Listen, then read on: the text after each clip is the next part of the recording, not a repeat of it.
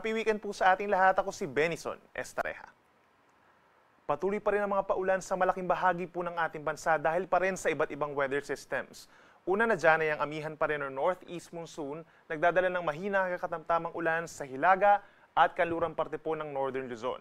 Ang shear line o yung linya kung saan nagbabanggaan ng mainit na easterlies at malamig na amihan ay nagdadala ng paulan sa silangang parte po ng Luzon. Meron din kalat-kalat na ulan and thunderstorms.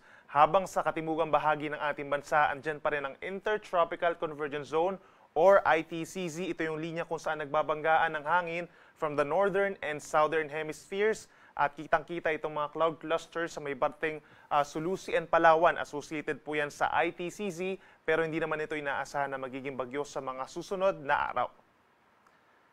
Sa malaking bahagi ng Luzon, andyan pa rin ang mga paulan dahil pa rin nga dun sa iba't ibang weather systems. Asahan ng mga light to moderate rain sa may Batanes and Babuyan Islands. Meron naman tayong kalat-kalat na mga ulan, moderate to at times intense sa mga paulan sa may Apayao. Gayon din sa may Cagayan, Isabela, pababa ng Quirino, Aurora, Quezon, and Camarines Norte. Epekto po yan ng shear line o yung banggaan ng mainit at malamig na hangin. At may mga paulan pa rin sa natitirang bahagi ng Kabikulan. Gayon din sa malaking bahagi ng Mimaropa. Epekto yan ng Intertropical Convergence Zone. So mag-ingat po sa mga posibleng pagbaha at pagguho ng lupa. At kung lalabas ng bahay, make sure po na meron pa rin tayong dalang payong. Sa natitirang bahagi ng Northern and Central Luzon, may epekto rin po ng Northeast Monsoon. Asahan yung pulupulong mahinang ulan. Habang sa Metro Manila and the rest of Calabarzon is partly cloudy to cloudy skies at may tsansa pa rin po ng mga pulupulong mga paulan or pagkidlat pagkulog lalo na sa tanghali hanggang sa hapon. For Metro Manila, temperatura po ay mula 24 hanggang 30 degrees habang mananatiling malamig pa rin sa may Cordillera Region kabilang ang Baguio City mula 17 to 24 degrees Celsius. Sa ating mga kababayan po sa Palawan, pinakamalalakas ang mga pag-ulan po for today dahil nga dun sa cloud clusters na nakapaloob dun sa Intertropical Convergence Zone. So mag-ingat sa mga posibleng baha at pagbuho ng lupa lalo na sa may katimugang bahagi ng Palawan. Ang malaking bahagi ng Visayas at some point magkakaroon din po ng mga paulan. So prepare din po yung payong at kapote. Mataas ang tsansa ng mga paulan sa may eastern portions kabilang ng Eastern Samar, Leyte and Southern Leyte. And at some point sa may western and central portions of Visayas, meron din mga kalat-kalat na ulan at mga thunderstorms.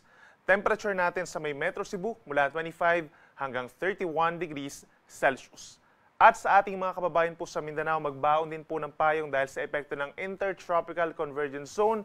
Mataas ang tsansa ng ulan sa Zamboanga Peninsula, Caraga Region and Davao Region, lalo na sa mga probinsya po ng Zamboanga del Norte, Dinagat Islands and Surigao del Norte. At some point, sa natitirang bahagi pa rin ng Mindanao, magkakaroon din ng mga paulan, lalo na sa tanghali hanggang sa gabi. So make sure din po na meron tayong dalang payong at lagi magantabay sa ating mga advisories and heavy rainfall warnings. Temperature natin sa Metro Davao mula 24 hanggang 31 degrees Celsius. Dahil sa malakas na ihip ng Northeast Monsoon, meron pa rin tayong gale warning dito po sa may Northern Luzon, kabilang ng baybayin ng Batanes, Cagayan, gayon din ang Northern Isabela, Ilocos Norte, Ilocos Sur, pababa ng Northern La Union at Western Coast of Pangasinan. Hanggang 5 meters po yan or nasa 1.5 palapag ng gusaling taas sa mga pag-alon. Delikado pa rin for small sea vessels, lalo ng ating mga kababayan na nangingisda. At sa natitirang baybayin po ng Luzon, katamtaman hanggang kumisan maalon ng karagatan hanggang 3.5 meters. At sa may parting Visayas and Mindanao, kapag may mga thunderstorms, posible pa rin umabot po hanggang 2.5 metro. And for the coming days, makakaasa pa rin tayo ng gale warning at matataas sa mga pag-alon sa malaking baybayin po ng Northern Luzon dahil sa amihan. At para naman sa ating 3-day weather forecast or hanggang sa katapusan ng 2024, makakasa pa rin tayo ng paglamig dito sa may Northern Luzon. Epekto pa rin po yan ng Northeast Monsoon at mga pag-ulan pa sa natitirang bahagi ng ating bansa. Dito sa may Northern and Central Luzon, asahan yung mga light to moderate rains lalo na sa may areas po ng Cagayan, Batanes, Apayao and Isabela. Dulot po yan ng Northeast Monsoon. Habang meron pa rin tayong moderate to intense rains in many areas of our country dahil pa rin yan sa shear line at sa Intertropical Convergence Zone. At posible nga pong umabot hanggang 200 millimeters or heavy to intense equivalent po yan sa dami ng ulan dito sa may Cagayan and Isabela.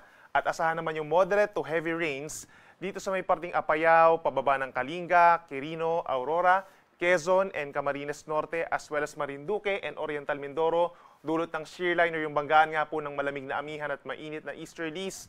Dito sa parting ibaba, asahan din po yung 50 to 100 millimeters sa dami ng ulan by tomorrow sa may Palawan, Eastern Samar, Leyte, Southern Leyte, Dinagat Islands, Surigao del Norte hanggang dito sa may Zamboanga del Norte. Epekto pa rin yan ng Intertropical Convergence Zone, so mag-ingat pa rin sa mga posibleng pagbaha lalo na sa mga low-lying areas at yung pagguho ng lupa dahil ilang araw na pong umuulan dun sa mga bulubundukin na lugar at yung mga malapit din po sa ilog. Pagsapit naman po ng huling 2 araw ng 2024, makakaasa pa rin tayo ng mga paulan. Moderate to heavy rains pa rin po ang mararanasan sa may Cagayan Valley, gayon din sa may Aurora, Quezon, Camarines Norte, Oriental Mindoro, and Marinduque dahil pa rin yan sa epekto ng shear line. At meron pa rin tayong kalat-kalat na mga ulan and thunderstorms sa malaking bahagi ng Mindanao and Eastern Visayas. Hindi po siya tuloy-tuloy na mga paulan pero minsan malalakas po yan kaya mag-ingat pa rin sa mga banta ng baha at pagguho ng lupa at meron pa rin tayong tsansa ng mga light rains or mahina hanggang katamtamang ulan sa natitirang bahagi ng Northern and Central Luzon dahil pa rin sa malamig na northeast monsoon at ang natitirang bahagi ng bansa kabilang ang Metro Manila, steadily bahagyang maulap hanggang maulap pa rin ang kalangitan na sinasamahan ng mga pulupulong ulan or pagkidlat pagkulog. Sunrise natin ay 6:20 in the morning at ang sunset ay 5:36 ng hapon. Yan muna ang latest mula dito sa Weather Forecasting Center ng Pag-asa. Ako muli si Benison Estareha na nagsasabing sa namang panahon, Pag-asa ang magandang solusyon.